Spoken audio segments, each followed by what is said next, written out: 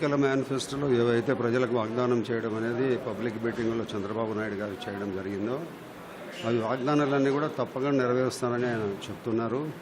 అయితే మన ఆర్థికంగా మన కొత్త రాష్ట్రంలో ఆర్థిక ఇబ్బందులు ఉడబడినప్పటికీ కేంద్రంలో నరేంద్ర మోడీ గారి ప్రభుత్వం బీజేపీ పార్టీ వచ్చింది కాబట్టి ఆయన సహాయ సహకారాలు బాగా తీసుకొని ఏవైతే ఎన్నికల మేనిఫెస్టోలో చెప్పినారో అవన్నీ కూడా చేయాలనే ఆలోచనలో ముఖ్యమంత్రి చంద్రబాబు నాయుడు గారు, కాబోయే ముఖ్యమంత్రి చంద్రబాబు నాయుడు గారి ప్రయత్నం ఉంది.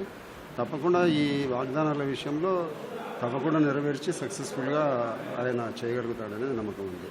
క్లీన్ చీట్ ఉండబడిన గవర్నమెంట్గా చంద్రబాబు నాయుడు గారు భారతదేశంలోనే నంబర్ 1 ముఖ్యమంత్రిగా పేరు తెచ్చుకునే పరిస్థితిలో అడ్మినిస్ట్రేషన్ ఉంటుంది.